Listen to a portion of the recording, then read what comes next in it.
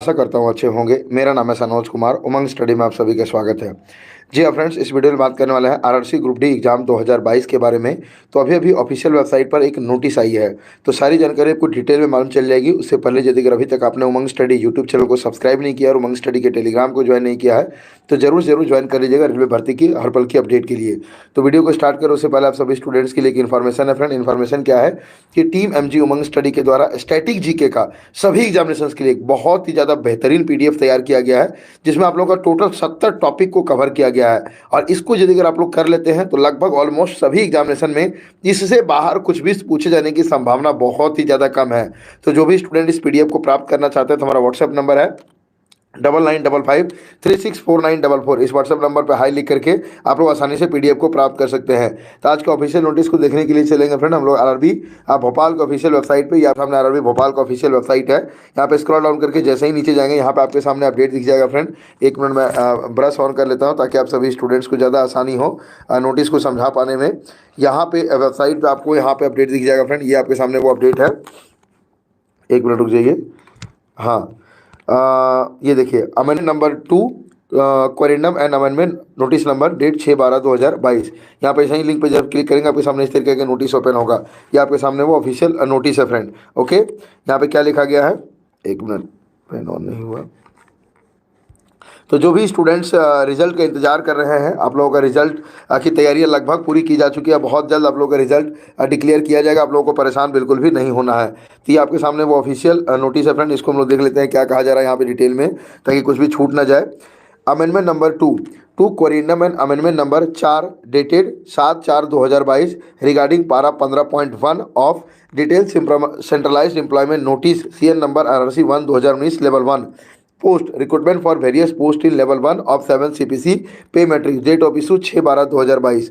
यहाँ पे क्या कहा जा रहा है, following paras were added to addendum number 1 to corrigendum and amendment number 4 published on RRB website on 12 August 2022 continued from last पारा नंबर 7 ऑफ अमेंडमेंट नंबर 1।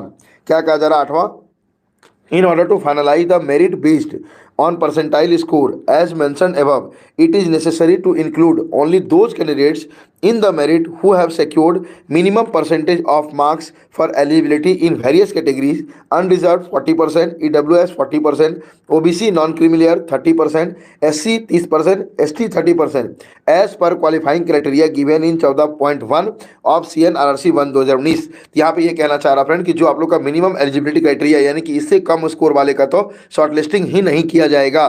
तो ये आप लोग का अनरिजर्व का 40% है, EWS का 40% है, OBC का 30% है, ST का 30 है, ST का भी 30 है। ओके, आगे क्या कहते हैं, para 15.0 states that shortlisting of candidates for various stages shall be based on the normalised marks obtained by them whenever CBT is conducted in multiple sessions for the same syllabus। यानी कि same syllabus के लिए जब आप लोगों का PT के लिए स्टूडेंट्स का शॉर्टलिस्टिंग होगा तो आप लोगों का नॉर्मलाइज्ड स्कोर के आधार पर होगा। आगे देखते हैं 9 पॉइंट में क्या कहा जा रहा है।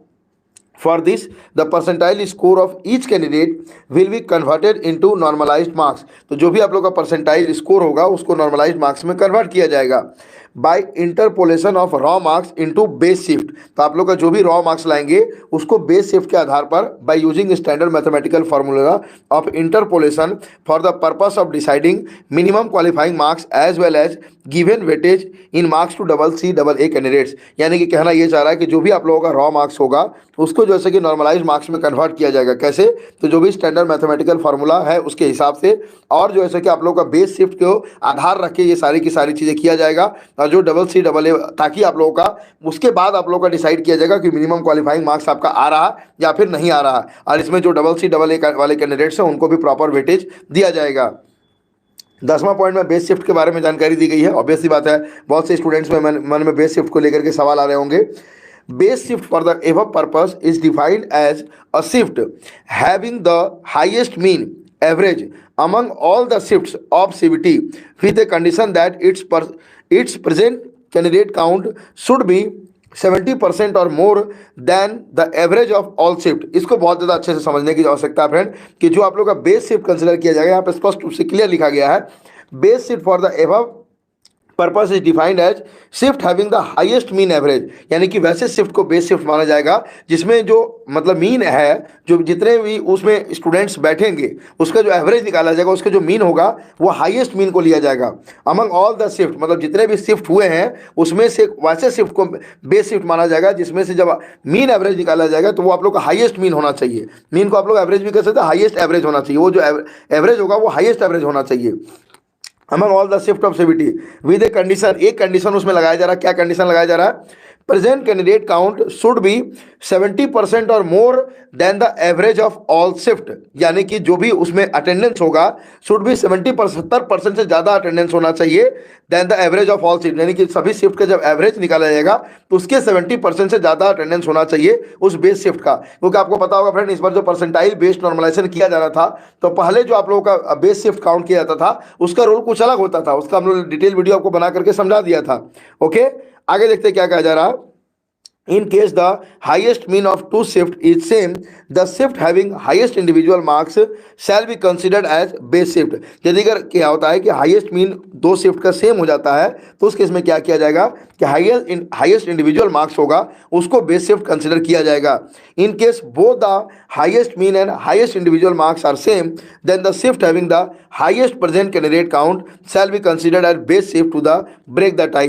यानी कि ये दोनों भी अगर सेम हो जाता है तो उस केस में क्या कंसिडर किया जाएगा कि जो भी हाईएस्ट कैंडिडेट प्रेजेंट होंगे उसको बेस शिफ्ट कंसिडर किया जाएगा। यानी कि रिजल्ट मतलब कि आने का पूरा बेस तैयार कर लिया गया है, सभी स्टूडेंट तैयार रहिए रिजल्ट के लिए। तो जो भी स्टूडेंट्स हैं आपके कितने स्कोर आ रहे हैं, कौन से बोर्ड के आप स्टूडेंट हैं और आपका कब एग्जामिनेशन हुआ था, कमेंट करके सभी लोग जरूर से जरूर बताइएगा। वीडियो अच्छा लगा हो लाइक और शेयर कीजिएगा। मिलते हैं कोई नेक्स्ट वीडियो में, तब तक के लिए जय हिंद जय भारत।